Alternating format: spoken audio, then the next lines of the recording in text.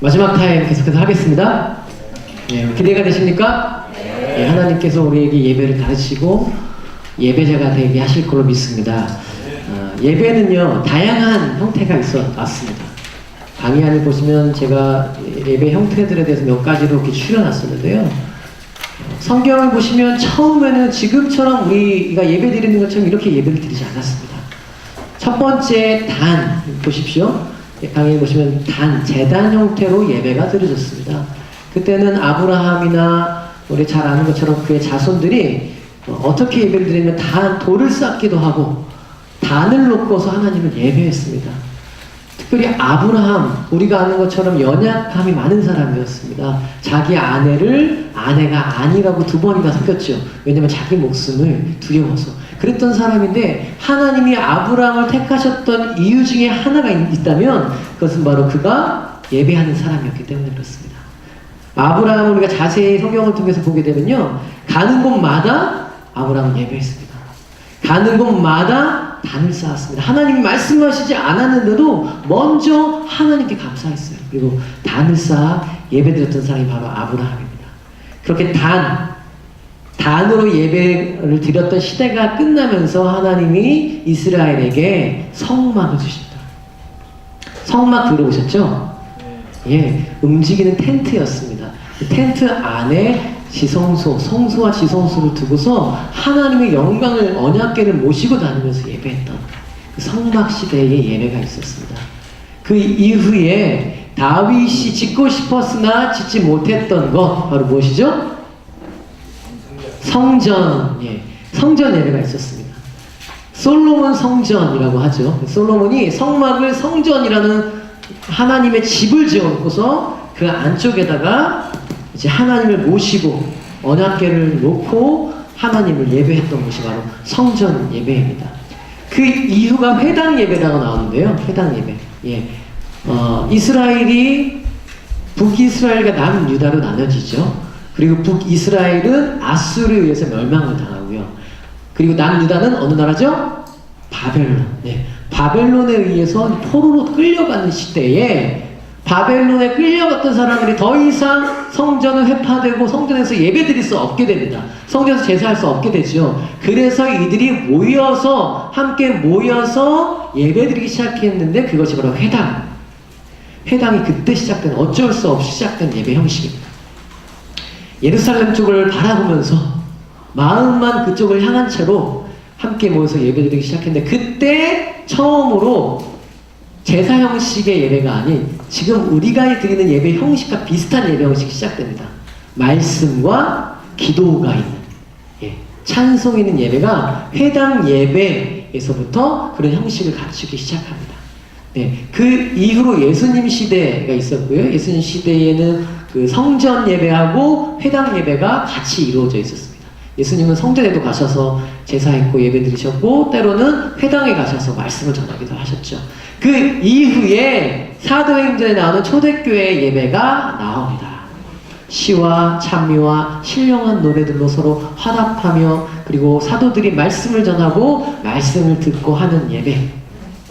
그 예배 스타일이 바로 초대교회 예배 스타일이 사도행전으로부터 이렇게 쭉 시작이 되고요. 그러면서 지금 우리가 살고 있는 시대까지 조금씩 형태가 변화되면서 종교개혁을 거치고 이러면서 말씀과 설교가 조금 더 강화되기 시작하면서 지금 드리고 있는 우리의 예배까지 오게 됐습니다.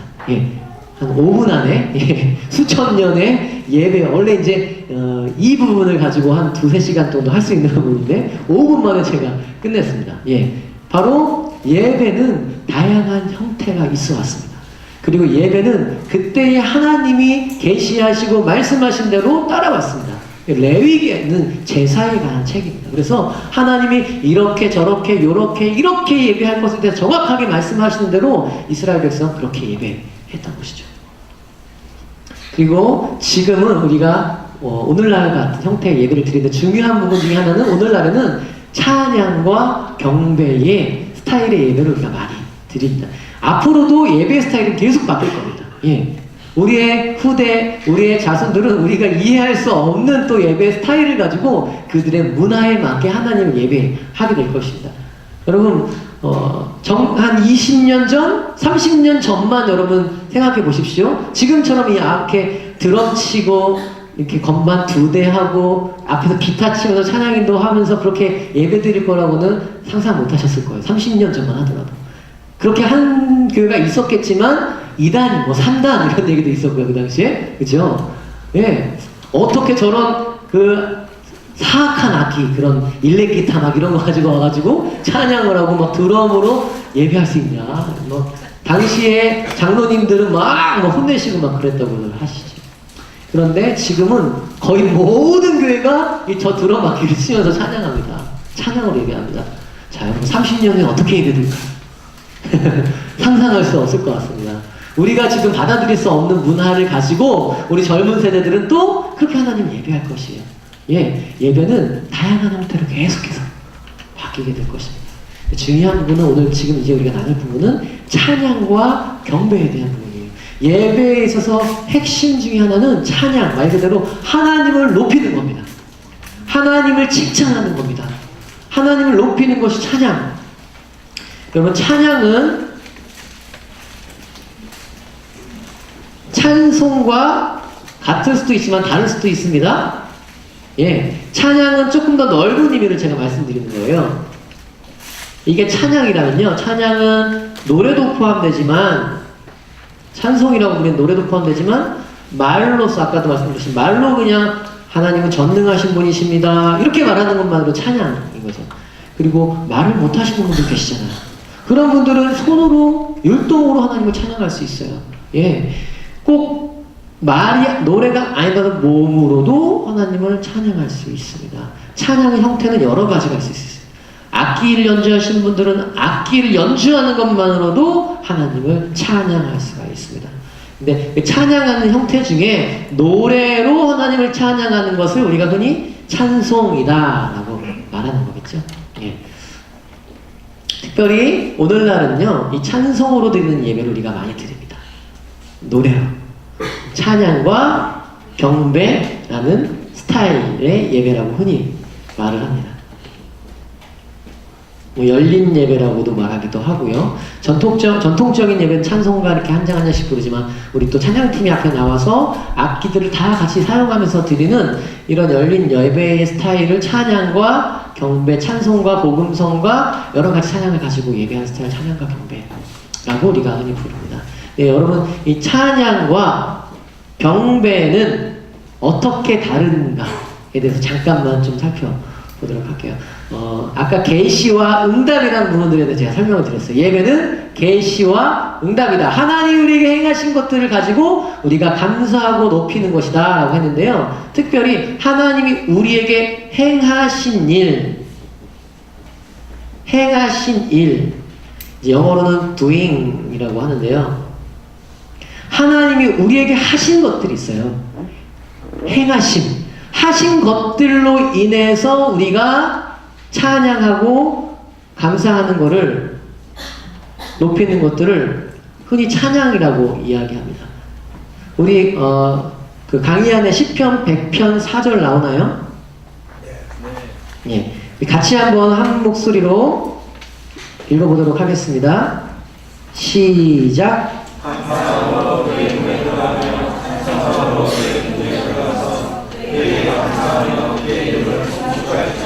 아멘. 예, 이 구절에 보면 감사함으로 그의 문에 들어가며 찬송함으로 그의 궁정에 들어가서, 여기서 찬송이라는 히브리어 원어는 테히라라는 말이 쓰이거든요. 이 말은 말 그대로 찬송, 찬미, 찬양 이런 뜻이에요.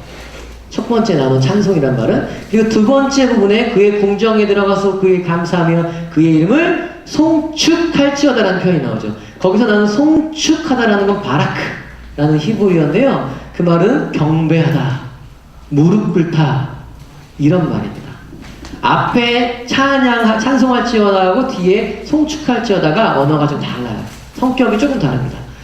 앞에 부분은 행하신 일에 대해서, 하나님이 행하신 일에 대해서 이렇게 하셔서 저렇게 하셔서 감사하고 찬양하는 거라면, 뒤에 송축하다는 건 경배에 가깝습니다. 그 이름을 성축할지어다라 나와있죠. 그 이름, 하나님의 이름, 하나님의 성품, 다시 말하면 행하신 일이 찬양이라면 여기는 하나님이 하나님 대심이에요. 성품, 이름, 이것들, 다시 영어로 말하면 being이라고 할 수 있다. being, 하나님의 존재 자체, 하나님의 그 존재 자체를 하나님이 하시든 안 하시든 하나님 그분을 높이는 것을 우리가 경배라고 이야기합니다. 영어로는 praise and worship이라고 하는데, praise는 칭찬, 하나님이 행하신 것을 칭찬하고, worship이라는 것은 하나님 그분 자체를 높인다라는 뜻으로 우리가 찬양과 경배라고 많이 사용하게 됩니다.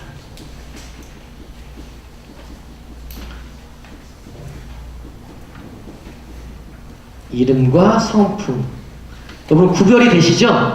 앞에 부분은 하나님이 나에게 하셨던 것에 대해서 찬양하는 거고요. 뒤에 부분은 하나님의 하나님 되심, 하나님의 거룩하심, 하나님의 전능하심, 하나님의 그러하심에 대해서 높이는 게 경배입니다. 그래서 보통 우리가 찬양하는 곡들, 우리가 오늘 찬양 많이 했는데요, 찬양하는 곡들을 보면은 구별해 볼 수가 있어요. 재밌어요. 한 곡 한 곡. 아, 이 곡은 찬양에 가깝구나.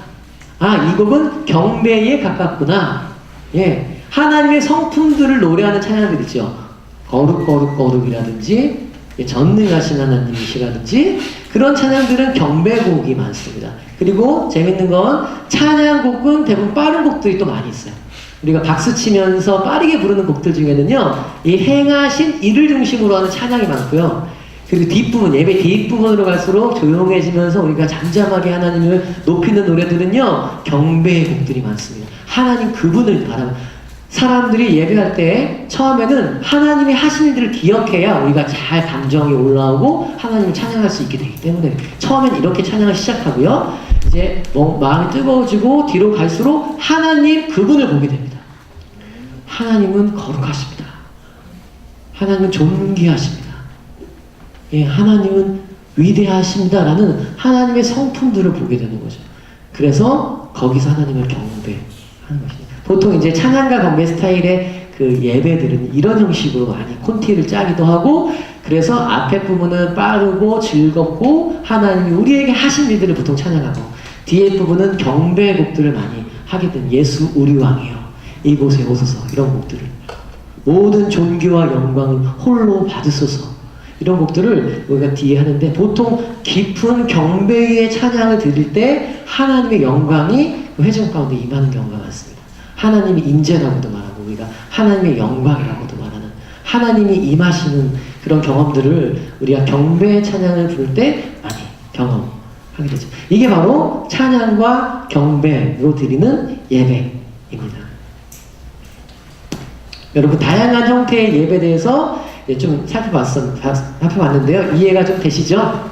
예. 지금의 형태가, 우리가 드리고 있는 형태의 예배는 이런 스타일의 예배를 드리고 있고, 우리의 예배 스타일은 또 앞으로도 계속해서 무궁하게 하나님이 원하시는 대로 바뀔 것입니다. 그런데 이제 여기서 이제 마지막 타임 중요한 부분, 가장 중요한 부분, 오늘 예배 세미나의 핵심적인 부분을 좀 나누고 싶습니다.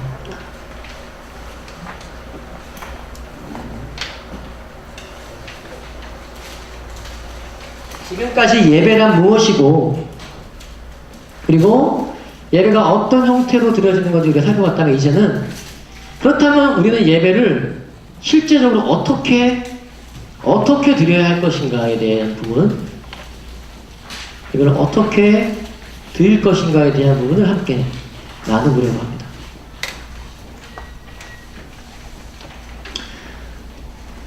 한 달이 벌써 지났습니다. 2014년이. 그죠? 예. 금방 지나갔습니다. 새해 첫 해에 성경 읽기를 새로 시작하신 분들 한번 손들어 보실까요? 예. 예. 잘 되고 계십니까, 여러분? 한 달이 지났는데요. 창세기, 보통 창세기로 시작해서 이제 출애굽기 하죠. 재밌어요. 출애굽기까지 재밌게 잘 갑니다. 그래도 출애굽기까지 재밌어요. 레위기 여기 가면서부터 이제 흥미를 잃기 시작해요. 예, 이해할 수 없는, 특별히 개역개정 이런 성경으로 세번역, 쉬운 성경 이런 건 좀 난데, 개역개정 성경으로 계속 읽다 보시면 도무지 이제 눈만 이렇게 감기게 되는 경우들이 많이 있습니다. 그런데 여러분, 이 레위라는 책이 아까도 말씀드렸지만 너무너무너무 중요한 책입니다. 하나님이 어떻게 너희가 나에게 제사해야 하는지를 말씀해 주신 책인데, 그런데 그만큼 하나님은 제사와 예배가 어떻게 드려져야 하는지를 중요하게 여기시는 분이세요. 종교학자들은 종교를요, 자연 종교와 계시 종교 보통 두 가지로 나누는데요. 자연 종교라는 것은 신의 계시 없이 자기 마음대로 그 신을 섬기는 종교들을 이야기하는, 해를 섬기거나, 예, 나무, 마을 앞에 있는 나무를 섬기거나, 예, 달을 섬기거나, 자연을 섬기, 이런 사람들 자연 종교, 자기의 조상을 섬기거나, 자기가 넌 신이야 라고 만들어 놓고 섬기는 그런 자연 종교가 있다 하면, 반면에 계시 종교라고 하면 우리 예수님처럼 계시, 신의 계시, 바로 성경이라고 말하는 하나님의 말씀이 있는 계시. 예를 들면 무슬림들도 계시 종교예요. 코란 아시죠? 꾸란이라고 부르는 그들만의 신의 계시가 있어요. 그걸 가지고 섬기거든요. 신으로부터 계시를 받아가지고 그거대로 섬기는 종교는 계시 종교. 그거 없이 그냥 막무가내로 섬기는 종교는 자연 종교, 이렇게 부르는데, 우리는 하나님께서 말씀하신 바로 표준, 우리의 삶의 가치인 성경이 있습니다. 성경대로 우리가 살아갑니다. 아멘. 아멘. 예배도 성경에서 어떻게 드려야 하는지 분명하게 말씀하고 있어요. 그래서 우리 마음대로 예배 드리면 될까요, 안 될까요? 안 되죠. 성경에서 말씀하시고 있는 대로 예배를 드렸어야 해요. 이스라엘 백성은 이것을 너무너무 중요하게 생각했어요. 그래서 하나님이 원하시는 대로 단 하나라도 하지 않으면 어떻게 됐을까요? 목숨을 잃었습니다. 예. 대제사장이요, 1년에 하루, 단 하루 지성소 가운데 들어갈 수 있었어요. 근데 지성소 가운데 들어갈 때 자기 마음대로 들어가는 게 아니라 일주일 전부터 자기를 가꿔야 돼요. 거룩하게, 정결하게 한 예식을 치르고, 옷도 하나님 말씀하신 대로 입고, 그러고선 들어가야만 합니다. 그럼에도 불구하고 죽은 사람이 있었어요. 하나님 원하시는 방법대로 제사하지 않으면 사람들이 죽었다는 것입니다. 여러분, 우사라는 사람 아세요? 우사? 기억하십니까? 우사? 하나님의 법궤를 옮길 때, 그 법궤를 수레 가운데 수레로 옮길 때, 수레 떨어질까봐 만졌더니 그 사람 어떻게 됐죠? 바로 그 자리에서 죽었습니다. 예, 하나님은 거룩하신 분이셔서 하나님이 원하시는 제사 형태를 우리에게 말씀하신 분이에요. 근데 구약의 그 제사 형태를 우리가 지금 동일하게 드리고 있습니까? 아니죠. 예수님이 오셔서 율법을 완성하시고 우리 성령의 인도하시는 받아서 예배를 드리고 있습니다. 그렇다면 신약에서는 어떻게 예배 드릴 것인가 가르치고 있을까요? 없을까요? 있어요. 구약의 레위기에서 말하는 것과는 다른 형태로 말씀하시지만, 분명히 이 시대를 살고 있는 우리에게 예수님이 어떻게 예배를 드릴 것인가에 대해서 말씀한 부분이 있습니다. 요한복음 4장이 바로 그것이에요. 우리 요한복음 4장 강의안을 보시면 되는데요. 성경도 있으신 분들은요, 좀 다른 없는 부분도 좀 전체적으로 살펴보려고 하니까 요한복음 4장을 한번 펴보시면 좋겠습니다.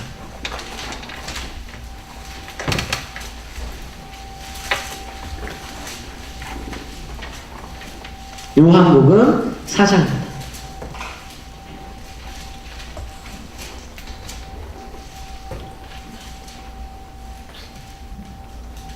예수님이 사마리아 여자를 만나시는 장면이 시작됩니다. 사마리아 여인과 이야기하는 장면인데요. 이 본문의 배경은요, 아까도 말씀드린 것처럼 북이스라엘과 남유다가 망하고 난 이후에, 예, 북이스라엘은 아수르의 멸망을 당하는데요. 아수르란 나라가요, 아주 난폭한 나라였습니다. 그래서 이스라엘 백성들을, 북이스라엘 사람들 잡아가서 혼혈시켰어요. 혼혈. 그 나라 사람들이랑 잡종이라고 하죠. 혼혈시켜가지고 민족의 순수성을 없애버렸습니다. 그 민족을 아예 없애버리기 위해서. 그리고 남유다는 바벨론에게 끌려갔는데요. 바벨론은 그렇게 하지 않았어요. 이스라엘 사람들만 몰아놓고서 살게 했습니다. 그래서 그들의 민족의 혈통을 지킬 수 있었습니다. 그래서 70년 후에 이제 사람들이 돌아오고 예루살렘 쪽으로 돌아왔을 때, 이스라엘 돌아왔을 때, 남유다 사람들은 북이스라엘 사마리아 지역에 있는 사람들을 향해서 너희들은 이방인이다라고 했어요. 왜냐하면 섞였기 때문에. 너희는 더 이상 이스라엘 민족이 아니다. 개와 같다. 너희들이 이방인 같다라고 이야기했습니다. 그 배경이 바로 요한복음 4장 우리가 읽고 있는 배경이에요. 그래서 그 당시에 이스라엘 사람들은 사마리아 사람들을 만나면 아는 척을 했을까요? 안 했을까요? 아니요. 투명인간. 사람이 있지만 사람이 없는 것처럼 그냥 지나갔어요. 개가 한 마리 지나가는 것처럼 여겼습니다.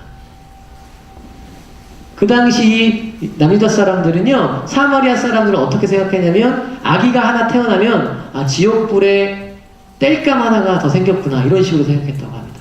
그 정도로 사마리아 사람들을 무시하고 이방인 취급 했었어요. 그래서 절대로 이야기를 나누지도 않았는데, 그 당시에 예수님이 이 수가성, 이 사마리아 여인과 이야기를 하는 장면이 바로 우리가 보고 있는 장면입니다. 여러분, 이 사마리아 여인에 대해서 우리가 많이 읽어봤는데 어떤 여자죠? 이 여자가? 보통 여자는 아니에요. 예. 물을 기르러 이 여자가 왔는데 이때가 몇 시인 줄 아십니까? 지금 우리의 시각으로 말하면 정오예요. 정오. 12시. 12시에 팔레스타인 지역, 너무너무 더운 지역이거든요. 이 지역이. 12시에 가장 더울 때 물을 기르러 나온 여인이 있을까요? 없을까요? 없어요. 보통 해질녘이나 아침 선선할 때 물을 기르러 오지 가장 더울 때 물을 기르러 나오는 사람은 없습니다. 근데 이 여자는 가장 더울 때 아무도 없는 걸 알 때 물을 길러 나왔어요. 그건 무슨 뜻일까요? 아무도 없을 때 몰래 가가지고 물을 길러 오려고 하고 사람을 피하러 왔던, 뭔가 이 여자는 사람들을 만나고 싶지 않은 이유가 있었어요. 사람들을 부딪히고 싶지 않은 이유가 있었던 거죠. 그 이유는 우리가 알고 있습니다. 몇 번 결혼한 여자였을까요? 몇 번? 5번. 그리고 6번째 동거 중에 동거 중. 여러분 주변에 5번 이상 결혼하신 분 계십니까? 계세요? 네. 저는 본 적이 없어요. 예, 뭐 미국의 헐리우드에 이제 연예인들도 뭐 3번, 4번 이렇게 그런 사람도 있다고도 하지만 5번은 잘 모르겠어요. 그리고 6번째 동거 중이에요. 지금도 살고 있어요. 어떤 남자랑. 예, 손가락질 받았을까 안 받았을까요? 지금 문화도 그런데 이때의 문화 가운데 그런 여자가 있었다는 겁니다. 바로 예수님이 그 여자를 찾아오셨습니다. 근데 예수님이 이 여자를 찾아온 것은, 만난 것은 우연이 아닙니다, 여러분. 의도적으로 예수님이 이 여자를 찾아오셨습니다. 왜냐하면 제자들과 늘 함께 다니셨는데 이 여인과 이야기하는 이 장면에서 제자들이 있었을까요? 없었을까요? 한 명도 없었어요. 어디 갔을까요? 예, 성경에 보면 뭐라고 나오냐면 먹을 걸 사러 동네에 갔다고 나와요. 근데 단 한 명도 빼놓지 않고 예수님 다 보내셨어요. 예수님만 남아 계셨어요. 만약에 베드로 한 명 옆에 있었다고 생각해 보십시오. 예수님이 사마리아 여인과 말을 걸려고 할 때 베드로 어떻게 했을까요? 예, 예수님이 또 혼냈을지도 몰라요. 예, 베드로는 전적이 화려합니다. 예수님을 유일하게 혼냈던 제자입니다. 예수님. 주는 그리스도시요 살아계신 하나님의 아들입니다 라고 고백했던 베드로가 내가 이제 십자가에 달려 죽고 사흘에 부활한다는 말을 했을 때에 예수님을 간함해, 개혁한 거를 판에서 간함해라고 말하고, 혼내다라는 표현인데, 혼내다라는 표현이거든요. 그렇게 예수님을 혼냈던 유일한 제자가 베드로였어요. 베드로가 만약에 옆에 있었더라면 예수님 지금 사마리아 여인하고 무슨 얘기를 하십니까? 말도 안 되는 얘기 하십니다. 이랬을 거예요, 제자들이. 그래서 제자들 한 명도 놓지 않고 다 보내시고 예수님이 홀로 사마리아 여인을 만나셨습니다. 이 여자가 어떤 사람인지 알고 찾아오셨던 거예요.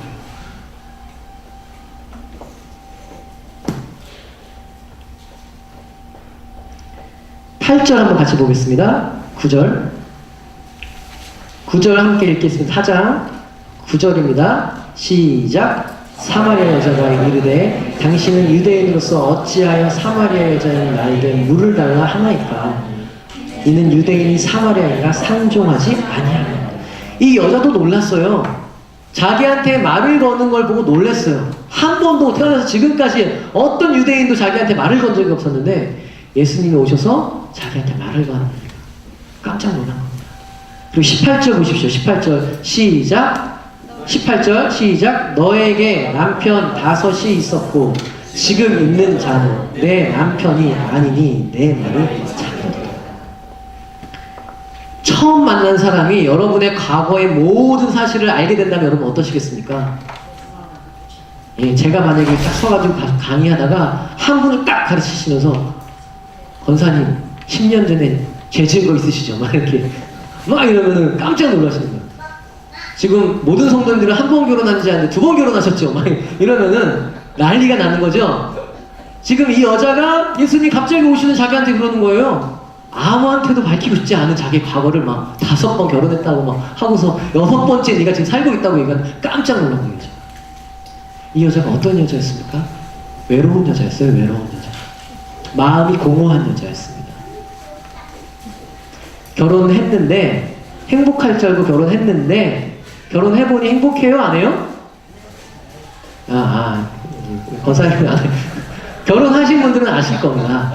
결혼하면 끝날 것 같아요. 인생이 정말 행복한 삶, 천국 같은 삶이 펼쳐질 것 같습니다. 그러나 우린 결혼하고 인생 처음으로 지옥을 맛보기도 합니다. 예, 천국도 물론 맛보지만 지옥도 맛보는 것이 결혼이죠. 아마 이 여자도 천국을 기대했지만 어떤 남자를 만났는지 모르겠지만 이혼을 했어요. 어떤 가정사가 있는지 잘 모르겠지만 두 번째, 저 아저씨랑 결혼하면 잘 되겠다. 저 아저씨는 정말 날 행복하게 해주겠다. 결혼했습니다. 잘 됐을까요? 헤어졌어요. 도망을 갔는지 도망을 왔는지 모르겠지만 헤어졌어요. 세 번째, 이 사람이면 진짜 내 마지막 남자가 되겠다. 결혼했어요. 마지막 남자였을까요? 아니었어요.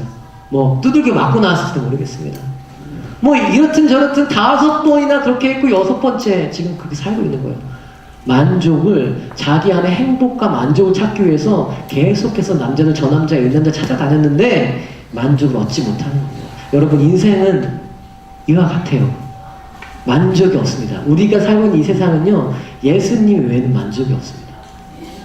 예수님 그래서 이전에 말씀하시는 게 내가 영원히 목마르지 않는 생수를 너에게 주겠다라고 이 여자에게 말씀하시는 거예요. 왜냐면 이 여자가 목마른 가운데 있었거든요. 늘 목말랐거든요. 늘 어떻게 하면 행복할지, 늘 어떻게 하면 정말 참된 인생을 살 수 있을지 고민하고 있었던 여자에게 예수님이 오셨던 겁니다. 의도적으로. 여러분, 예수님이 우리에게 날마다 의도적으로 오시는 것을 믿으십시오. 예, 오늘 이 강의를 듣는 것도 그렇고, 우리가 가슴벅찬교회 성도로 출석하고 있는 것도 그렇고, 우리가 하고 있는 모든 행사가 하나님의 의도하심이 있다고 믿습니다. 우연이 없습니다. 어쩌다 보니 이곳에 있는 것, 어쩌다 보니 내가 태어났고 이런 게 없습니다. 하나님은 우리가 부모 뱃속에 조성되기 이전부터 우리를 아셨다고, 창조하셨다고 말씀하고 계십니다. 제 주위에 어떤 사람은 부모가 원치 않는 임신을 해서 자기가 태어난다. 자기 인생은 헛되다. 나는 원래 하나님의 계획이 없었는데 실수로 태어난 사람이다. 이렇게 생각하는 사람이 있어요. 근데 여러분, 그 사람이 임신되기 전부터 하나님이 계획하셨어요. 때로는 가끔씩 성폭행을 당하거나 이래서 임신돼서 태어난 아기들이 있습니다. 여러분, 그 아이는 하나님의 계획 없이 태어났을까요? 버림받은 사람이 아무도 없습니다. 하나님의 계획하신 가운데 의도적으로 우리가 이 자리에 있는 줄로 믿습니다.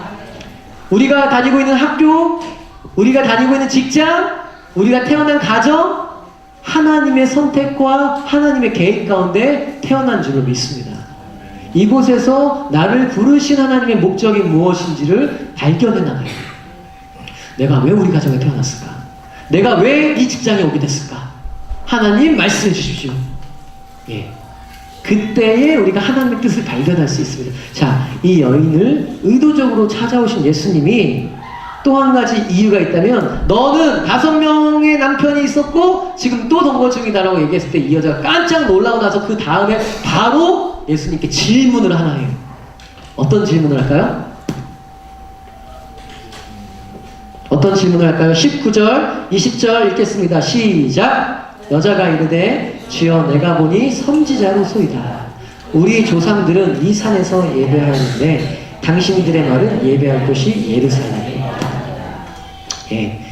깜짝 놀란 거예요. 자기 과거를 다 들켜버리니까 이 사람은 보통 사람이 아니구나는 걸 깨닫고 나서, 당신은 선지자죠? 어떻게 나의 비밀을 알아요? 내가 드디어 선지자를 만났구나. 그러면서 질문을 바로 합니다. 왜냐면 이 여자가 너무너무 살면서 궁금해했던 질문이 하나가 늘 있었어요. 그게 바로 이거였어요. 예배에 대한 거였어요. 예배에 대한 거. 진짜 예배는 어떤 걸까? 참된 예배는 어떻게 드려야 되는 걸까를 늘 고민하면서 생각했던 이 여자가, 갈급했던 이 여자가 예수님을 선지자를 만나자마자 물어보는 게 바로 이 예배에 대한 질문입니다. 이걸 아셨기 때문에 예수님이 이 여자를 찾아오셨던 거예요. 여러분, 갈급해하는 사람에게 하나님 채워주십니다. 여러분이 갈급해하시면 예수님은 반드시 채워주십니다. 내가 더 전심으로 주님을 섬기고 싶은 마음이 있으면 어떻게 섬겨야 될지 예수님은 알려주십니다. 진정한 예배가 무엇인지 갈급한 사람들에게는 예수님 오셔서 진정한 예배를 알려주십니다. 이 여자가 예배드리고 싶은 사람이었어. 자신의 현실은 무너져 있었지만 이 여자를 찾아오신 예수님이 이제 예배에 대해서 가르쳐 주시기 시작합니다. 저는 이 사마리아 여인에게 참 감사한 마음이 있습니다. 왜냐하면 이 여인 때문에 요한복음 4장이 기록됐어요. 그리고 이 여인 때문에 수많은 그 이후에 우리의 후대에도 예배는 어떻게 드려야 되는지에 대한 예수님의 명설교가 기록됐어요. 예배를 갈급해했던 한 사람 때문에.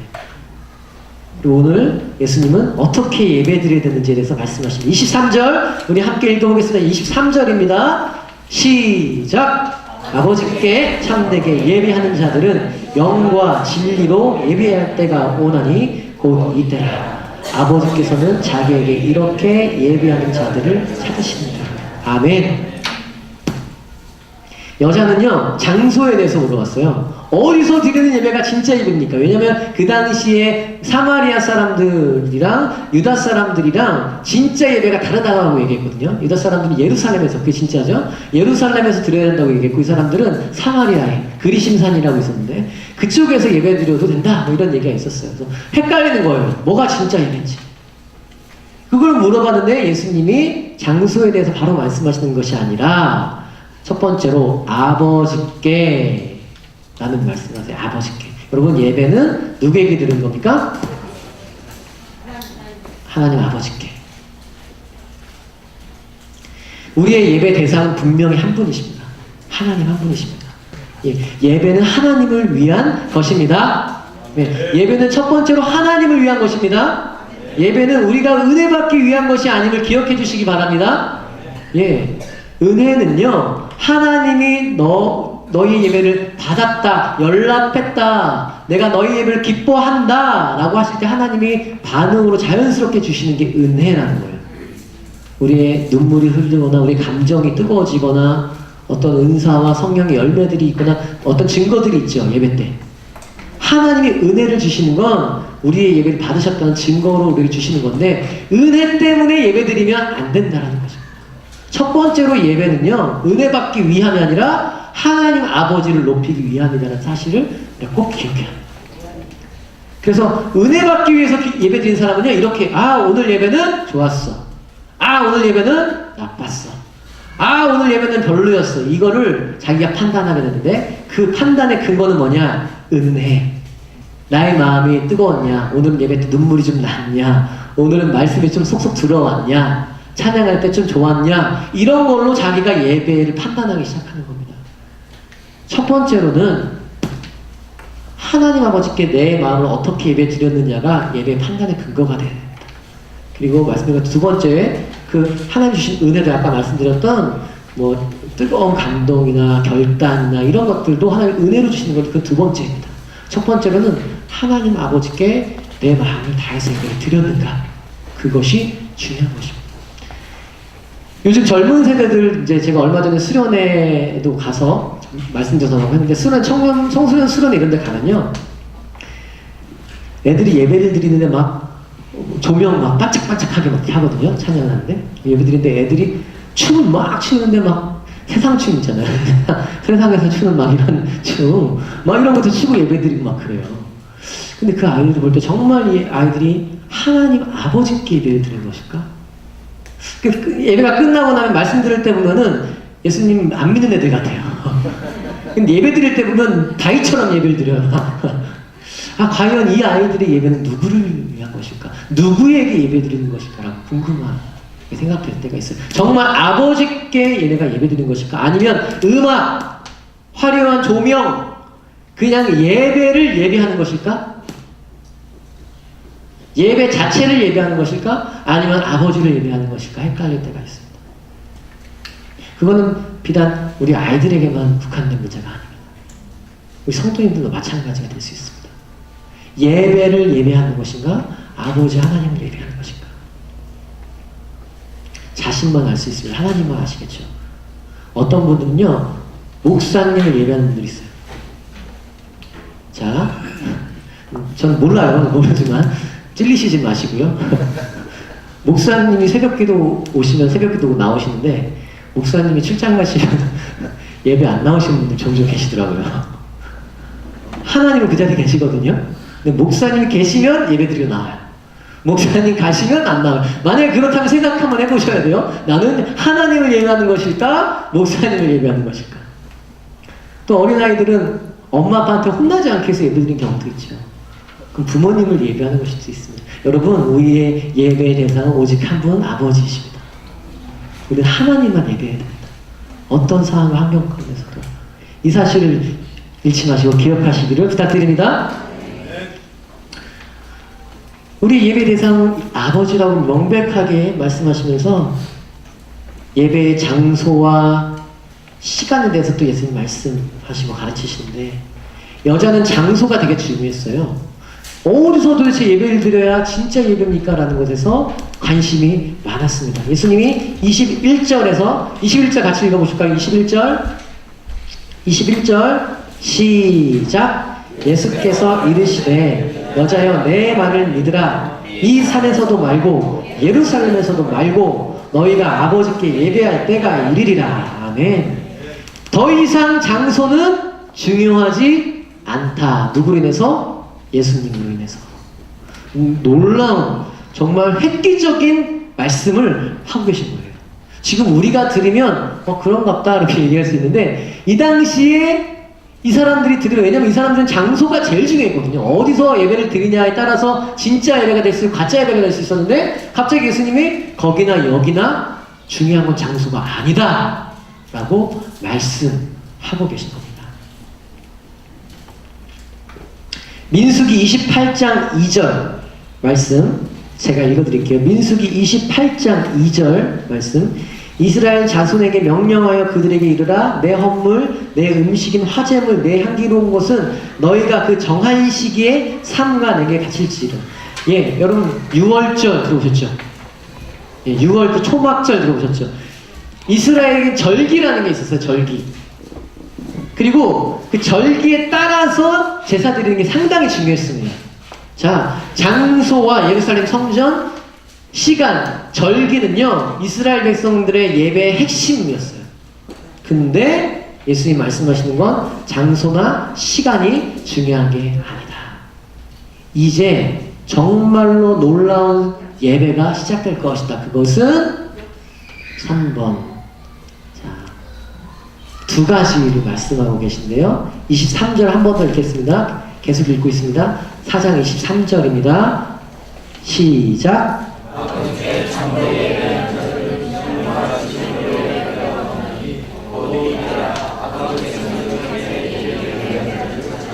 24절까지 읽겠습니다. 시작. 하나님은 영이시니 예배하는 자가 영과 진리로 예배할지니라. 아멘.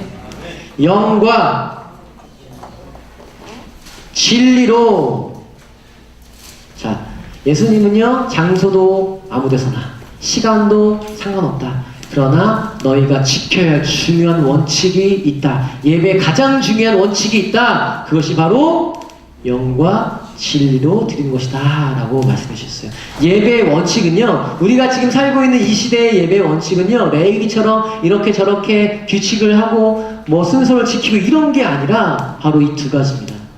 영과 진리로 예배드려요. 그래서 형태나 순서나 이런 건 교회마다, 문화마다, 나라마다, 시대마다 계속 변하고 달라집니다. 그러나 가장 중요한 거, 그 예배 안에 있어야 될 두 가지가 있다면 바로 영과 진리로 예배해야 한다는 것입니다.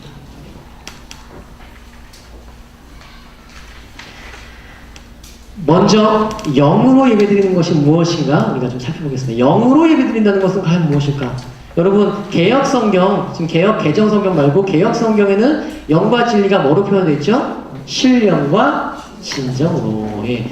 옛날 성경에는요 신령과 진정으로라고 표현되어 있었어요. 근데 이 표현이 우리가 흔히 쓰는 말이 아니어가지고 많은 헷갈리는 경우들이 있어요.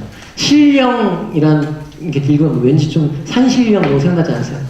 갑자기 막 하얗게 연기 나오면서 이렇게 나는 막 이렇게 하나님 나타나실 것 같은 그런 분위기를 느끼게 해주고, 진정이라고 하면 뭔가 마음을 다 모아가지고 진실함으로 진정으로 들을 것 같은 이런 느낌이 드는데, 사실 원어를 번역하면 영과 진리라는 말로 이게 맞는 말이거든요. 영어로는 스피릿이라고 하는데, 그리고 진리, 트루스라는 말 쓰는데요. 약간 달라요. 아까 제가 설명했던 신령 뭐 이런 분위기, 진정 그런 거랑은 다릅니다. 이게 뭔지 하나씩 살펴보도록 할게요. 제가 이제 예배 강의를 오래전부터 준비하고 공부하면서 논문들 그리고 주석들 이런 것들 찾아보고 공부하면서 과연 학자들은 이 신령과 진정, 영과 진리를 어떻게 해석할까를 많은 책들을 보고 연구했는데, 대체적으로 영으로 예배하는 것은 무엇인지에 대해서 많은 학자들이 대체적으로 두 가지로 해석을 합니다.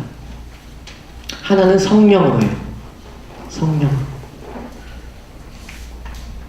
성령으로 예배해야 된다.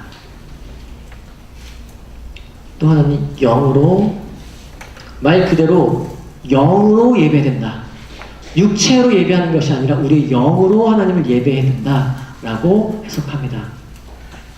여러분 하나님을 영으로 예배하십니까? 아멘. 육체로 예배한다는 것은 우리가 잘 알고 있습니다. 그냥 이곳에 앉아서 노래하고 찬양하고 있지만 입으로만 그냥 찬양하고 우리 생각은 딴 생각하고 있으면 그것은 육으로 예배하는 것이죠. 마음으로 예배하는 것이 아니고 육으로만 예배하는 것이죠. 그러나 영으로 예배한다는 것은 말 그대로 전인격을 다해서 예배하는 것을 뜻합니다. 생각과 마음과 뜻을 다해서. 왜냐하면 우리의 육신이랑 영을 나눌 수 없습니다. 쉽지 않습니다. 여러분 몸이 아프시면 영이 힘들어요. 육체가 아프면 예배드리기 좋습니까? 싫습니까? 힘듭니다. 그렇죠? 우리의 육체와 영혼은 붙어있기 때문에 그래요. 반대로 우리의 영혼이 하나님으로부터 축복받고 소생되면 우리 육신이 건강해질까요? 안 건강해질까요? 건강해집니다. 우리가 영혼과 육체는 하나로 연결되어 있기 때문에 영향을 주고 영향을 받고, 이렇게 학자들은 2분설, 3분설 해가지고 막 나누지만 그건 기능적인 걸로 나누는 거고 하나로 엮여져 있어요. 어디까지가 영이고 어디까지 육인지 우리는 구분할 수가 없죠. 하나로 우리가 기능하는데, 영으로 예배드리라는 얘기는요, 지정의, 생각과 마음과 뜻과 육체를 다해서 예배드리라는 것을 뜻합니다. 입으로만 찬양하는 것이 아니라 생각을 다하고 하나님이 내게 베푸신 은혜들을 기억하면서 생각하고, 또 감정적으로 마음을 다해서 찬양하고, 또 일어나서 육체를 사용해서 손을 들기도 하고 서서 찬양하기도 하면서 우리 육신까지도 사용하면서 하는 모든 것을 다해서 찬양하는 것을 영으로 찬양하는 것이다 라고 설명합니다. 네, 두 번째로 정말 중요한 부분이 바로 이 성령으로 예배하라. 에베소서 1장 14절 말씀, 에베소서 1장 14절 말씀, 에베소서 1장 14절 말씀 제가 읽겠습니다. 혹시 강의 안에 있으면 같이 읽어주시고요. 없으면 저 혼자 읽겠습니다. 에베소서 1장 14절 말씀입니다. 이 성령은 하나님의 소유인 우리가 완전히 구원받을 때까지 우리의 상속의 담보이시며 우리로 하여금 하나님의 영광을 찬미하게 하십니다. 아멘. 세 번역으로 제가 읽어드렸는데요. 성령님이 우리를 찬미하게 하신다라고 말하고 있어요. 성령님이 우리를 예배하게 하신다라고 말씀하고 있습니다. 여러분 성령님이 없으면 어느 누구도 예배할 수 없습니다. 성령님이 도우시지 않으면 우리는 누구도 예배 드릴 수 없습니다. 때로는 우리는 예배 드리는 게 좋을 때도 있지만 힘들 때도 있어요. 육신이 연약하고 아프고 힘들 때 때로는 예배 드리러 가는 게 너무 어려울 때가 있어요. 그리고 감정도 안 생겨서 찬양하고 싶지 않을 때도 있습니다. 그때 여러분 기도하십시오. 성령님 나로 예배 드릴 수 있게 하여 주십시오. 주님 제 마음이 차갑습니다. 뜨겁게 하여 주십시오. 성령이 제 마음이 닫혀 있습니다. 열려 주십시오. 성령이 제 마음이 딱딱합니다. 부드럽게 하여 주십시오. 우리가 성령님을 의지하면서 기도하기 시작할 때 성령께서 우리의 마음을 바꾸시면서 예배하게 도와주십니다. 이것이 바로 성령님의 도우심으로 예배드리는 것이죠.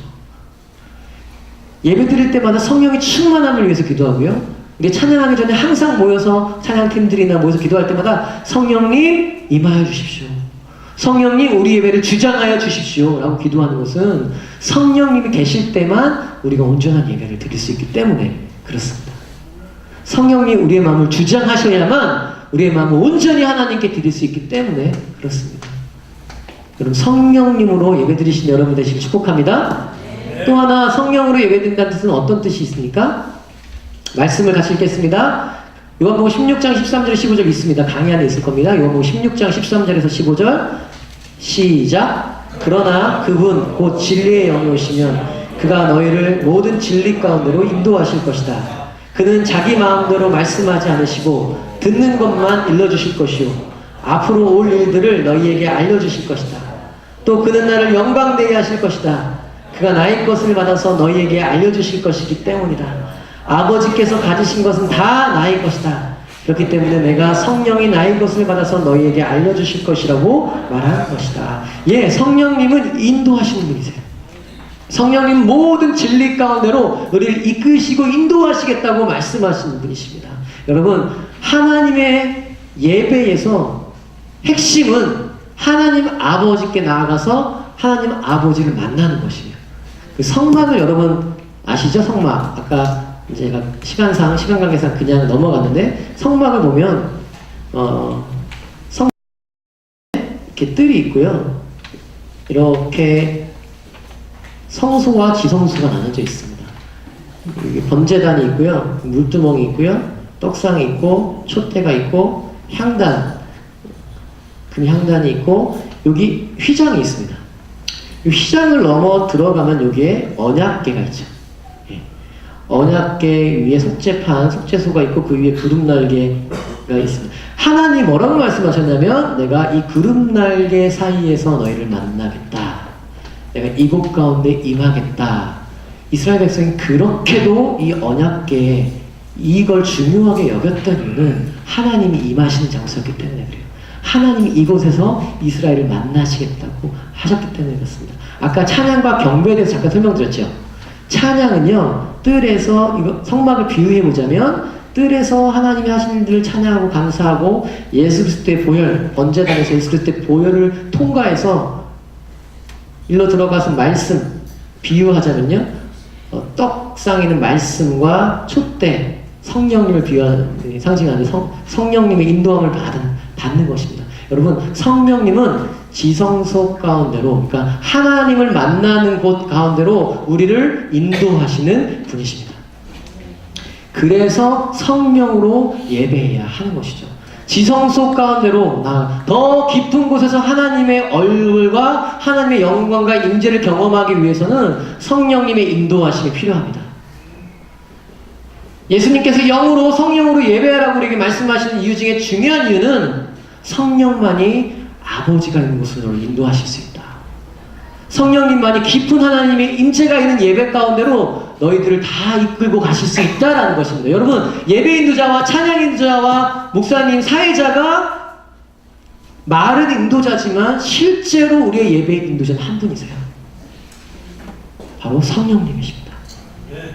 그래서 우리는 늘 성령님을 초청하고 성령님을 모셔드리고 성령님께 우리의 인도권을 드리는 것이죠. 성령님만 우리 예배를 인도해 주십시오. 성령님만이 우리의 예배를 하나님 아버지 깊은 곳까지 이 지성소 가운데까지 우리를 이끌어 주십시오 라고 우리가 기도하면서 성령님을 따라가는 것이 참된 예배라는 것입니다. 때로는요, 성령님은 우리의 생각과 다르게 움직이실 때가 있어요. 우리의 순서가, 예배 순서가 있잖아요. 기도도 있고 말씀도 있고 시간도 정해져 있는데 어떨 땐 성령께서 그 시간을 초월해서 하실 때도 있죠. 강사님이나 오셔서 말씀 전하시는데 시간은 정해져 있는데 때로는 또 성령께서 더 길게 역사하실 때가 있고 그래서 우리는 전통과 순서와 우리 문화도 중요하지만 때로는 성령의 인도하심을 받는 예배가 되어야 합니다. 전통과 관습으로 성령님의 인도하심을 막으면 안 되죠. 그래서 자유롭게 때로는 성령님의 인도하심을 열어놓을 필요가 있습니다. 물론 매주 그러면 안 되지만 성령님의 강한 어떤 인도하심이 있을 때는 그런 예배를 드리는 것, 그것이 성령으로 드린 예배라고 말씀드릴 수 있습니다. 아까 잠깐 말씀드렸는데 A.W. 토저라는 목사님이 또 중요한 이런 말씀 하나 좀 읽어드릴게요. 많은 사람들이 예배하려고 노력하지만 하나님께서 그것을 받지 않으신다는 것이다. 성령의 유입이 없으면 참 예배가 있을 수 없다. 이것은 중요한 일이다. 수많은 괴화된 종교인들이 교회의 전통과 종교적 관습들을 수행할 뿐 실제로는 전혀 하나님과 접하지 못하고 있다는 것을 생각하면 나는 편안히 잠을 잘 수가 없다 라고 이야기했어요. 성령님의 인도하심, 성령님의 유입 없으시면 우리의 예배는 하나님이 원하시는 예배 될 수 없다. 하나님 만날 수가 없다. 단지 전통으로만 예배한다면. 그래서 여기 계신 모든 성도님들이 늘 성령님의 충만하심을 위해서 기도하시기를 축복합니다. 예배할 때마다 예배 전에 모여서 제일 중요하게 하는 그 기도 하나가 있다면 성령님 임하여 주십시오. 성령님 내 마음을 주장하시고 다스리시고 또 하나 우리의 예배를 인도하여 주십시오. 성령님만 인도하여 주십시오. 찬양 인도자가 찬양을 인도하지만 성령께서 찬양 인도자를 통해서 인도하여 주시고 사회자와 목사님을 통해서 인도하여 주십시오 라고 우리가 기도해야 한다고 있습니다. 마지막으로 성령으로 예배해야 된다는 것, 성령님의 충만한 임재가 있다면 성령님의 나타나심이 예배 가운데 드러나야 한다고 믿습니다. 예, 여러분 성령의 은사에 대해서 여러분 아시죠? 같이 한번 읽어볼까요? 강의 안에 있습니다.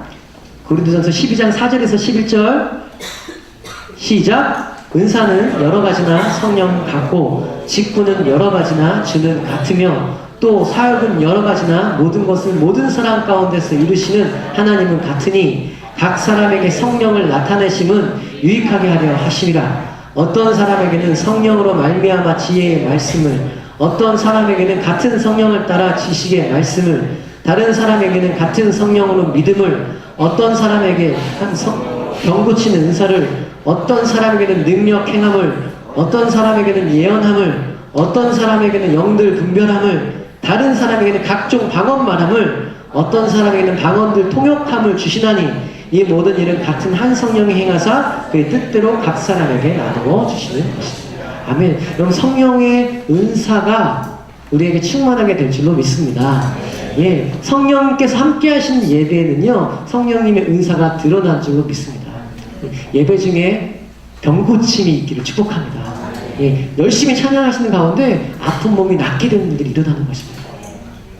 마음이 치유받는 일들이 일어나는 것입니다. 슬픔과 낙담 가운데 있던 사람들이 찬양하는 가운데 하나님 만지시는 일들이, 말씀 듣는 가운데 하나님이 우리의 마음에 깊은 곳을 치유하시는 일이 일어나는 것입니다. 그것이 성령이 역사하시는 예배죠.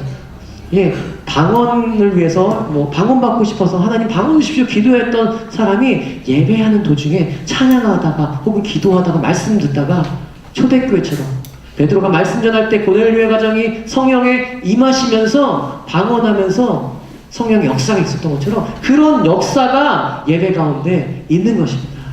성령께서 운행하시고 성령께서 은사를 주시는 그러한 예배들, 우리가 그러한 예배를 소망하게 될 줄로 믿습니다. 또 한 가지 갈라디아서 5장 22절 23절 같이 읽겠습니다. 갈라디아서 5장 22절에서 23절입니다. 시작.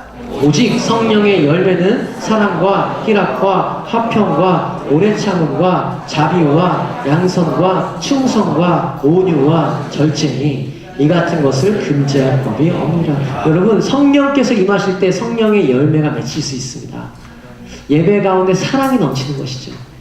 예배 가운데 기쁨이 희락이 넘치는 것입니다.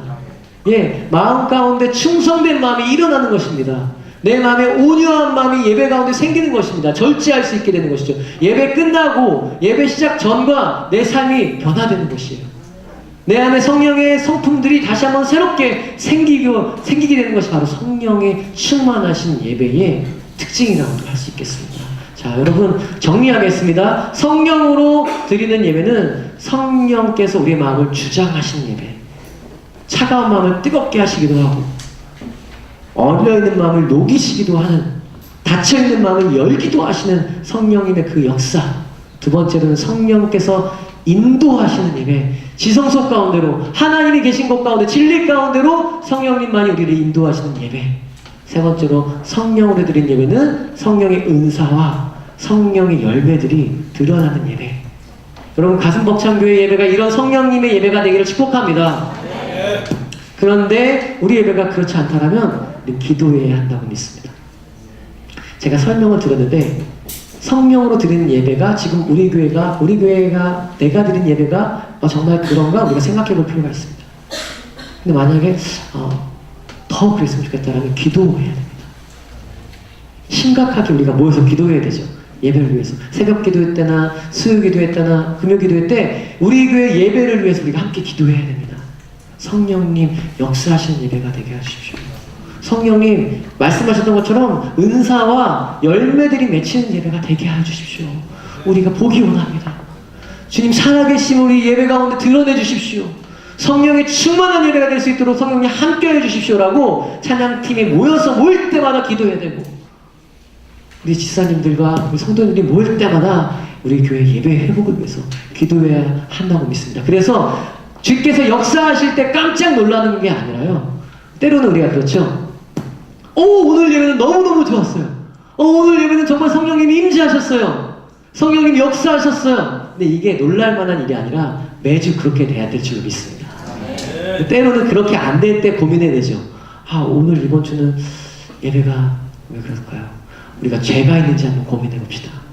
우리가 함께 모여서 혹시 우리 안에 하나님이 원하시지 않는 일이 있는지 회개해야 되지 않을까요? 이러면서 이렇게 기도해야 되는데, 반대로 1년에 한 번 너무 좋았어 예배가, 나머지 아무 일 없을 때는 그냥 오케이, 그냥 자연스럽게 그냥 가고, 너무 좋을 때만 좋아한다면 그건 또 정상이 아닌 것 같습니다.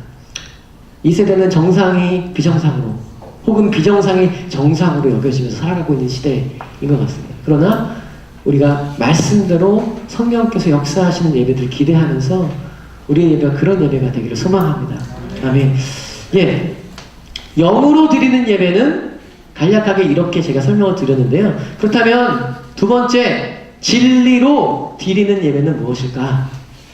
진리로 드리는 예배는 무엇일까? 이것도 학자들에 따라서 크게 두 가지로 해석합니다.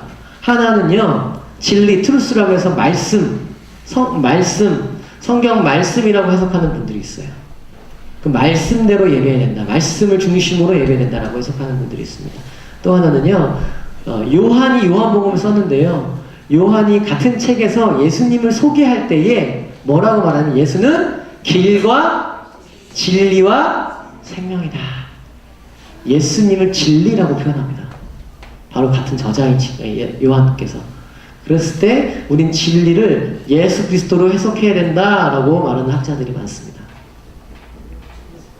그렇다면 영과 진리로 예배드린다는 것은 성령으로 예배드림과 동시에 예수 그리스도로 예배해야 된다라고 말합니다. 아까 성막을 그렸고요, 성소와 지성소를 나누는 휘장이 있었어요. 휘장.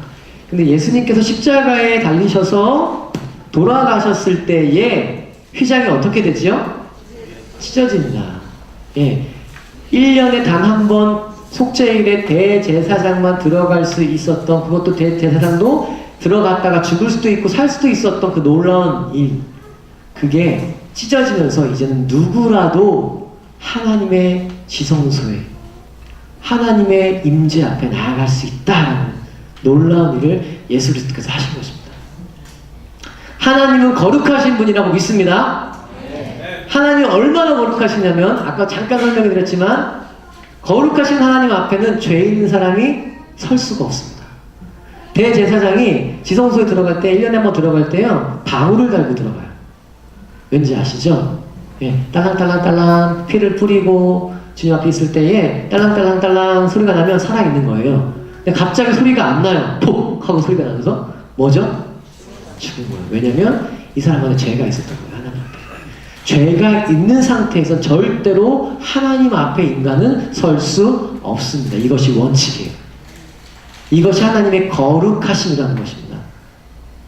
하나님 거룩하심에 죄가 이만큼이라도 있는 사람은요, 누구라도 설 수 없습니다. 죽음, 죄의 삭은 사망이라서 죽음밖에 없습니다.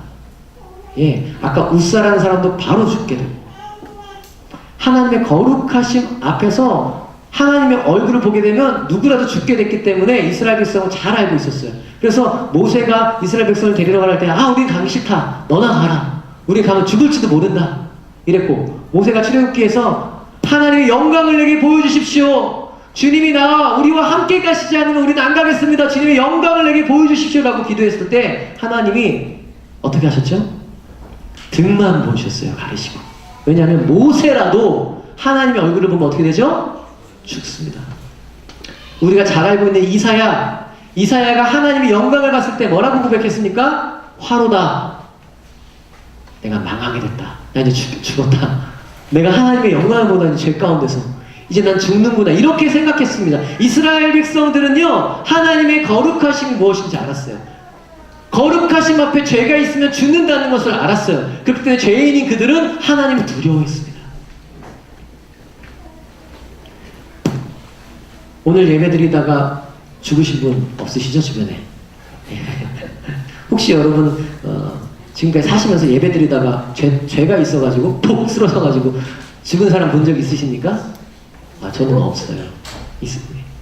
없으시죠? 깜짝 놀랐어요. 있으시다 그러면 어떻게 해야 되나? 없어요.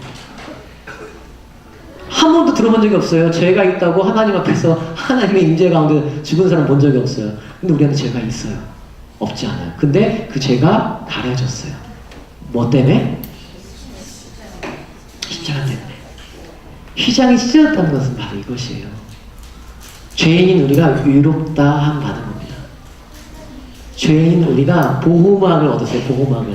하나님의 임재와 얼굴 앞에 서서도 당당하게 예배드릴 수 있는 보호막을 얻었어요. 그것이 바로 십자가 보혈의 은혜입니다. 그래서 우리가 그렇게 우리 조상들이 보혈을 찬양했던 것입니다. 주의 보혈 능력이도다. 하나님의 거룩함을 알면 알수록요, 하나님이 얼마나 거룩하신 분인지 알면 알수록요, 이 보혈의 은혜가 큰 겁니다. 근데 요즘 세대가 갈수록 거룩함에 대해서 무뎌지니까 보혈이 아무것도 아닌 것이 돼요. 은혜가 아닌 게 되는 겁니다. 바울이 노년에 이르러서 내가 죄인 중에 괴수다라고 말했습니다. 예. 갈수록 죄에 대해 민감해지고 하나님을 거룩한 분으로 여기는 우리의 믿음의 성장이 그렇게 되길 축복합니다. 그럴 때에 내가 죄인 중에 괴수라는 것을 더 깊이 깨닫게 될 때에 그리스도의 보혈이 얼마나 존귀하고 가치 있는지를 우리가 경험하게 되는 것입니다. 이것이 바로 복음이라는 것이에요. 이스라엘 백성들아, 너희가 하나님 앞에 나설 수 없었다. 죄인된 너희가 하나님을 예배할 수도 없었다. 그런데 이제 너희가 하나님 앞에 설 수 있게 됐다. 하나님의 영광을 볼 수 있게 됐다. 그러고도 너가 죽지 않게 됐다. 그것은 바로 십자가에 달린 예수님 때문인데, 그것이 복음이다. 영생을 얻는, 정죄함을 받지 않는 것이 복음이다라는 것입니다. 정말 복된 소식이 아니겠습니까? 우리가 하나님 앞에 설 수 있다는 것입니다. 늘 죄짓고, 또 오늘 아침에도 죄짓고 나왔지만 주님 앞에 엎드리고 회개함으로 주 앞에 얼굴을 들 때면 하나님 우리 받아주시는 거예요. 재밌는 사실은요, 그냥 받아주시는 게 아니에요. 여러분, 이때마다 누가복음 15장을 기억하십시오. 탕자를 기억하십시오. 탕자는 하나님이 싫어하는 짓을, 아버지가 싫어하는 짓을 골라서 다 하고 아버지의 재산을 가져가서 탕진하고, 그러고서 갈 데가 없어서 아버지께 돌아오는 그 탕자에게 아버지가 어떻게 하고 계셨습니까? 에이, 그래, 됐다, 받아주마, 이거 아니었어요. 기다리고 계셨어요. 목이 빠지도록 기다리고 계셨어요. 그 죄인을 향해서. 그리고 소를 잡고 신을 신기고 반지를 끼우면서 장치를 베푸셨습니다. 아버지의 마음이 바로 그것이에요. 바로 예수 그리스도를 통해서 우리에게 이 은혜가 베풀어진 것입니다. 자, 여러분, 예배 드릴 때 진리로 예배해라. 예수 그리스도를 통해서 예배해라라는 것은요, 예수 그리스도가 아니면 아버지께로 올 자가 하나도 없기 때문입니다. 오직 십자가를 통해서만 아버지께 나가서 예배할 수 있기 때문입니다. 그래서 진리로 예배하라고 예수님 말씀하고 있습니다. 실제로요, 예배 드릴 때 우리를 하나님 아버지 앞에 나가지 못하게 하는 중요한 요소 중에 하나가 바로 정죄감이라는 거예요. 정죄감. 한번 따라 하시겠습니까? 정죄감. 정죄감. 예. 죄책감이라고도 하죠. 정죄감, 죄책감. 내가 교회에서 집사고, 교사고, 어린아이들을 가르치고, 찬양도 인도하고, 연주하고, 가르치는 사람인데, 예를 들어서 오늘 아침에 죄를 짓고 왔어요. 대판 싸우고 오고, 죄를 짓고 오고, 욕하고, 음란하고, 이런 상황까지 딱 왔어요. 그때 늘 우리 곁에 우리를 속이고, 우리를 조롱하는 사단이 있어요. 얘기하기 시작합니다. 우리 귀에 속삭이면서, 야, 너 오늘 아침에 싸우고 왔잖아. 그래서 무슨 예배를 드리냐. 야, 어젯밤에 네가 뭐 하지만 다 알고 있는데 네가 무슨 애들을 가르치고 있냐. 하나님은 너 안 받으셔, 안 기뻐하셔. 예배 드리지 말아라. 오늘 교회 가지 말아라. 이게 바로 정죄감이에요, 정죄감. 야, 만약에 네가 이런 사실을 네 교인들이 다 알게 되면 어떻게 될 것 같냐? 이것이 바로 정죄감이에요. 여기에 속는 사람들이 많습니다, 생각보다. 그래서 에이, 그렇지. 내가 뭐 그렇지 뭐. 너 저번에 졌던데 또 지고 이제 나는 소망이 없으니까 내가 무슨 교회냐? 한 주 빠지게 돼. 그 다음 주 더 빠지기 쉽게 돼요. 그렇게 한 주 한 주 빠지다가 교회를 멀어진 사람이 너무너무 많습니다. 이 정죄감이라는 것 때문에. 진리를 붙잡으셔야 됩니다. 예수 그리스도. 여러분, 우리의 죄를 해결하신 분이 계신 거죠. 사단이 속삭일 때 대화를 하세요. 사단이랑. 너 어제 그 죄 짓지 않았냐? 그때 뭐라고 대답하셔야 되죠? 그렇다. 괜찮아요. 진 건 사실이에요. 그렇다. 근데 뭐? 이렇게 물어보셔야 돼요. 사단이 할 말이 없으실 거예요.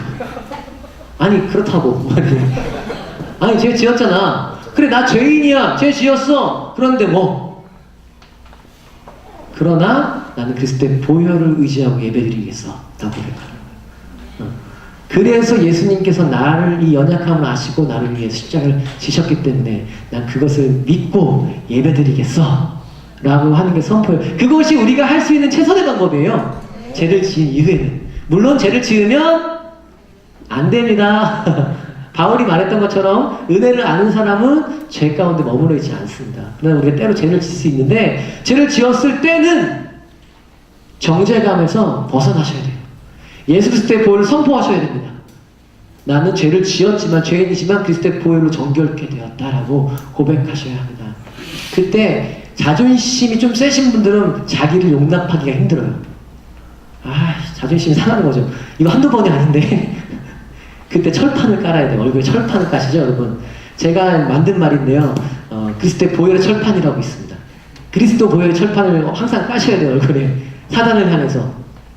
때로는 여러분의 가장 잘 알고 있는 배우자나 자녀들이 여러분을 욕할 수도 있어요. 엄마 또 제쳐놓고선 또 그래. 그때도 그래, 나 죄인이야. 그러나 예수 그리스도의 보혈로 살아. 이렇게. 네, 그리스도의 보혈의 철판을 깔아야 됩니다. 그것만이 우리가 할 수 있는 게 없어요. 그러고선 일어나셔야 돼요. 다시 한번 하나님께 일어나셔야 돼요. 예수님께서 베드로에게 70번씩 7번이라도 용서하라고 말씀하신 것은 나도 너에게 그렇게 할 준비가 되어 있다라고 말씀하시는 거거든요. 주님은 우리를 그렇게 받으실 준비가 되어 있으십니다. 계속 넘어지고 또 일어난다고 할지라도, 또 넘어지고 또 일어난다고 할지라도 주님 우리를 받으시는 분이세요. 그 사실을 믿고 진리로 예수 그리스도로 예배드리신 여러분 되시길 축복합니다. 예, 그 길이 바로 영과 진리로 온전히 하나님을 예배할 수 있는 것입니다. 다시 한번 주의사항을 말씀드리지만 그렇다고 해서 죄를 지으시면 안 됩니다. 예, 우리는 죄와 함께 십자가에 못 박혀 죽었습니다. 우리는 죄를 지을 수 없는 몸이라고 바울은 말하고 있습니다. 본질상 믿음으로 취하셔야죠. 예. 그렇지만 죄를 지을 때는 그리스도의 보혈의 철판을 쓰십시오. 절대로 정죄감 가운데 있지 마십시오. 일어나십시오. 일어나십시오. 예배드려 나오십시오.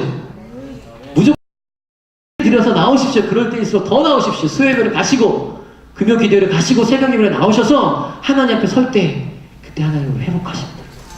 우리가 새롭게 되는 것입니다. 그래서 영과 진리로 예배하는 것이 바로 이 시대의 예배에서 핵심인 것을 여러분 기억해 주시기 바랍니다. 네. 때와 장소와 그 어떤 것도 중요하지 않습니다. 이제는 영과 진리로 예배하는 것만이 남는 것입니다. 아멘. 우리 아버지께서는 바리새인들, 뛰어난 사람들, 율법을 막 지켜가며 노력하면서 자기 의로 나가려고 했던 사람들보다 세리와 죄인들처럼 자기 의는 없으나 오직 예수님만을 의지하라고 했던 분들.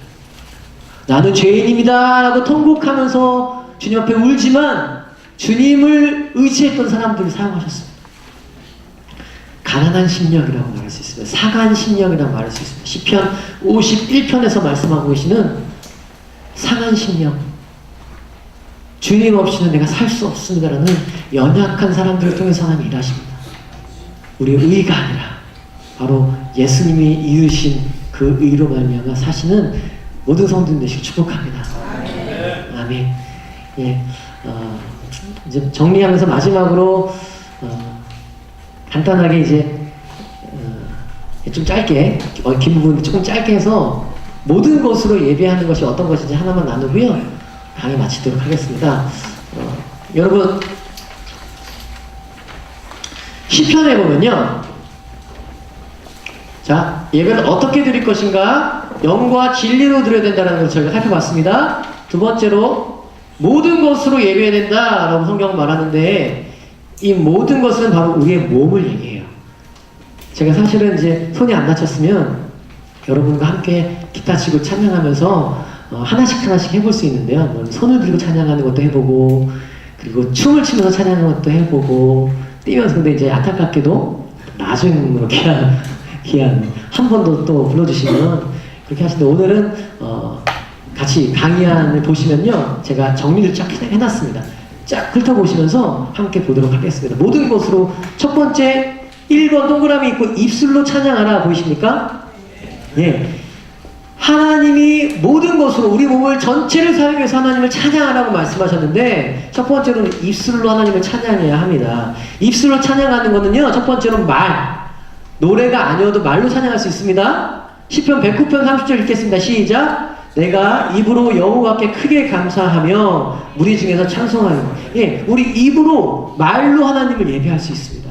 단순히 그냥 오늘 갑자기 생각나는 하나님, 하나님의 사랑은 참 크십니다. 이렇게 말하는 것만으로도 찬양이 되는 거예요.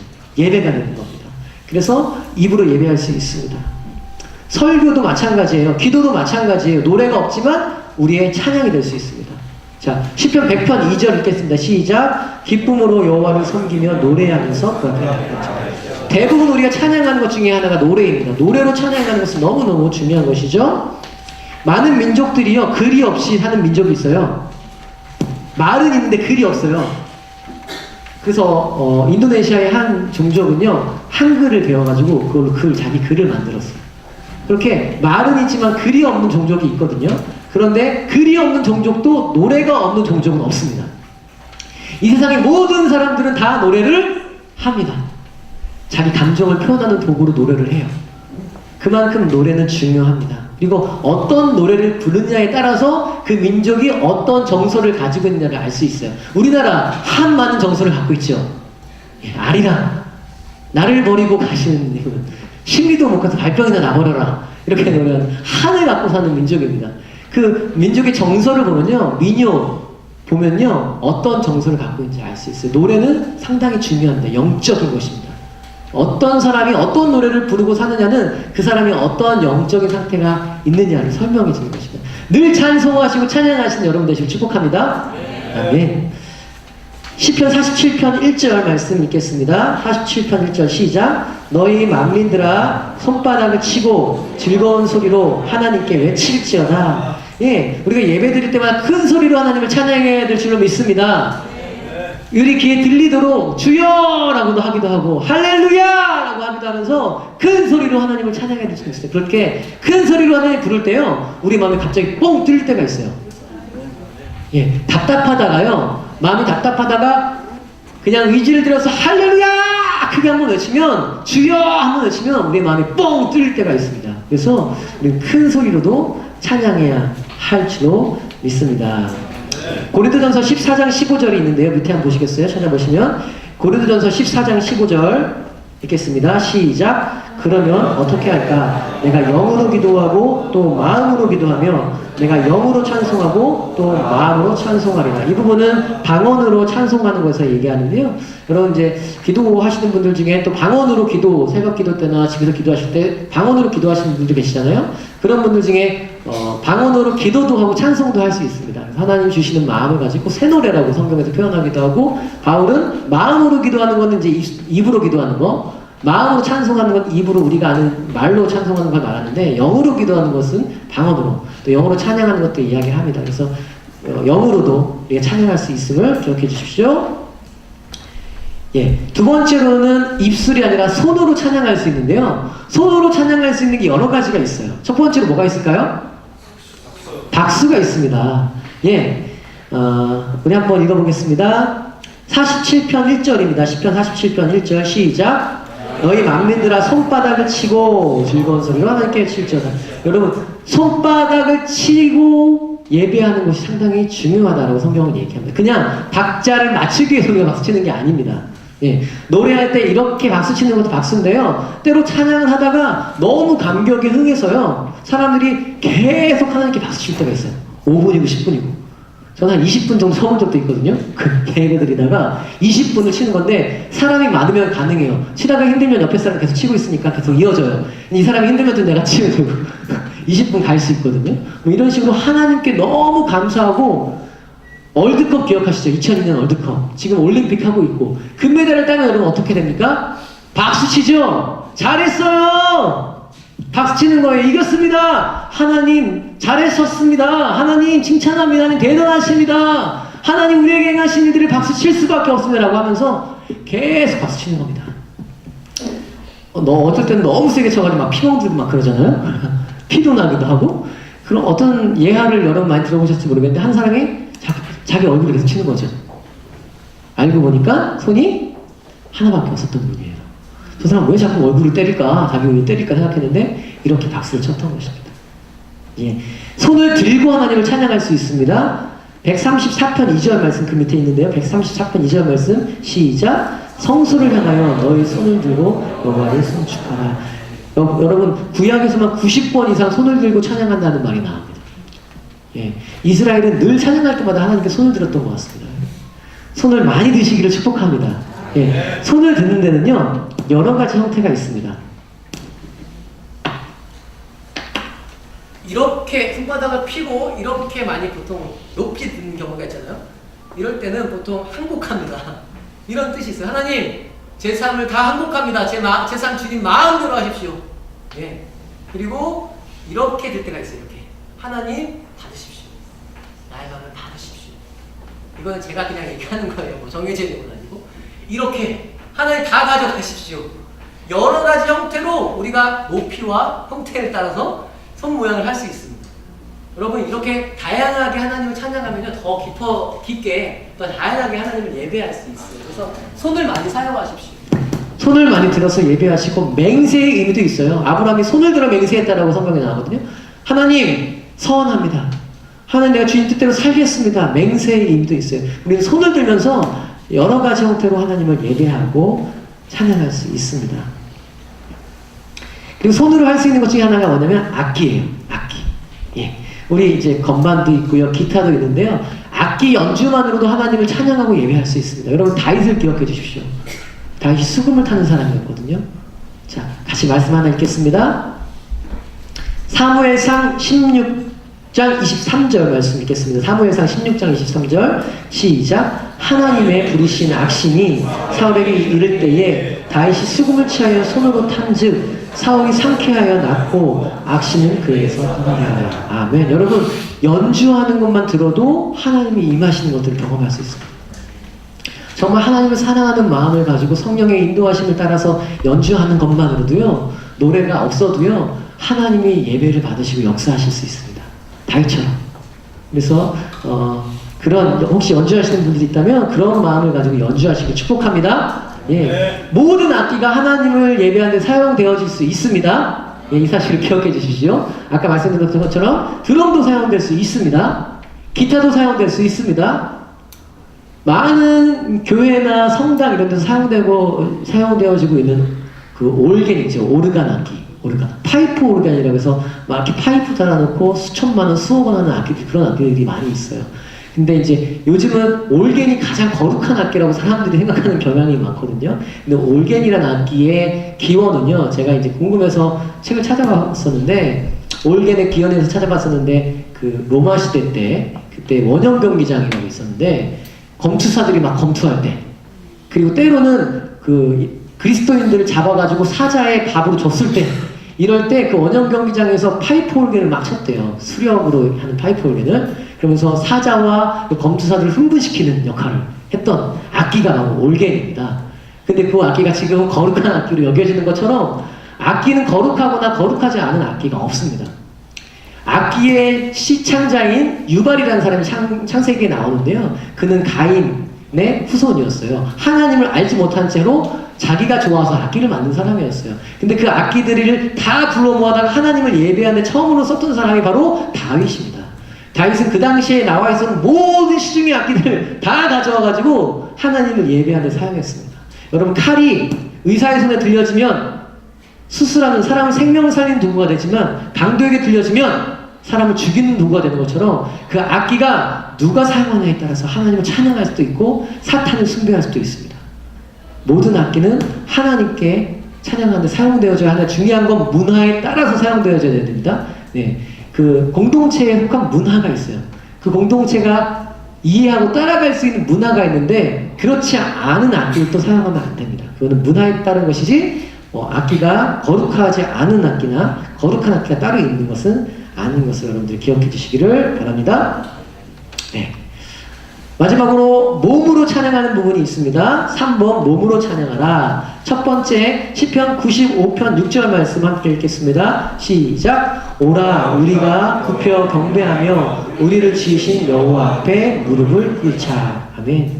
엎드려서 찬양할 수 있습니다. 무릎 꿇고도 찬양하고 예배할 수 있습니다. 이것도 아주 중요한 우리의 표현입니다. 하나님, 제가 주님께 제 생명을 드립니다 라는 표현이죠. 엎드리는 것은 내가 주님을 경배합니다 라는 표현입니다.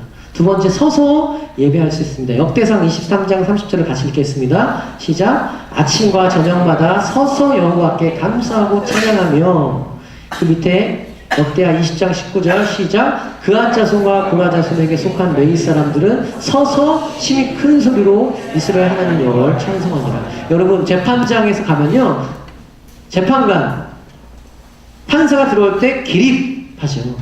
그리고 대통령이 들어올 때도 사람들이 기립합니다. 존중과 존경의 표현입니다. 기립은, 서서 하는 것은. 예배 드릴 때 이스라엘 백성들이 항상 서서 말씀을 읽고 서서 하나님을 예배했다는 이유는요, 하나님을 존경했다는 표시예요. 거룩하신 하나님이 임하신데 감히 우리가 어찌 앉아있을 수 있겠습니까? 이런 뜻이었어요. 그래서 서서 하나님을 예배했습니다. 우리가 찬양할 때마다 서서 예배하면 좋을 것 같습니다. 예, 찬양 예배 드릴 때요, 가능하시면 또 서서, 분위기가 또 다 앉아있는 혼자 일어나게 뻘쭘하시죠. 다 일어서서 찬양하고 싶긴 한데 나 혼자 일어나면은 다 쳐다볼 것 같고 뭐 이렇기 때문에 힘든데요, 좋은 방법은 다 일어나는 겁니다. 그래서 이제 그런 문화가 되고 그가 그런 분위기가 되면 서서 자유롭게 찬양하는 것이 쉬울 수 있습니다. 예. 세 번째, 뛰며 춤추며. 시편 68편 3절을 읽겠습니다. 시작. 의인은 기뻐하여 하나님 앞에서 뛰놀며 기뻐하고 즐거워할지어다. 아멘. 시편 68편 4절 읽겠습니다. 시작. 하나님께 노래하며 그 이름을 찬양하라. 하늘을 타고 광야에 행하시던 일을 위하여 대로를 수축하라. 그 이름 여호와시니 그 앞에서 뛰놀지어다. 뛰놀다라는 말은요, 뛰다와 놀다가 합쳐진 말이에요. 성경에서는요, 예배를 하나님 앞에서 뛰고 노는 거라고도 표현합니다. 뛰는다. 말 그대로. 예, 다윗이 뛰놀았어요. 잘 아시죠? 다윗이 뛰놀며 하나님을 예배할 때 옷이 벗겨졌어요. 그때 다윗을 욕했던 한 사람이 있었습니다. 누구였죠? 미가엘이었어요. 예. 왕이 돼가지고, 한 나라의 왕이 돼가지고 천하게 어떻게 이럴 수 있느냐라고 판단하고 비판했습니다. 그때 다윗이 유명한 말을 한마디 합니다. 내가 넣으라고 한 게 아니다. 나는 오직 하나님 앞에서 뛰었다. 하나님만 찬양하고 예배했다라는 것이에요. 여러분, 이제 찬양할 때 우리가 춤추는 찬양할 수도 있습니다. 이렇게 이런 어르신분들 이런 찬양도 이렇게 춤출 수 있고요. 근데 옆에 사람을 인식하면 춤을 못 추죠. 창피해서. 예, 다윗과 같은 고백을 우리가 하는 것이에요. 하나님 보시기에, 하나님 보시라고 내가 하나님 한 분만을 예배하면서 춤추면서도 예배할 수 있다는 것입니다. 하나님이 다윗의 이런 순수한 마음을 기뻐하셨던 것 같습니다. 다윗이 이렇게 하나님을 예배하는 마음을 너무너무 좋아하셨던 것 같습니다. 그래서 나의 마음에 합한 사람이라고 주님이 말씀하셨습니다. 네. 이제 정리를. 좋으시죠? 이제 끝날 때가 되니까요. 예. 여러분, 예배는 오전 첫 번째 타임에 무엇이 예배인가에 대해서 우리가 살펴봤습니다. 기억하십니까? 강의 한 보실까요? 네, 강의 쭉 보시면 예배는 첫 번째로 우리의 목적이다. 삶의 목적이다.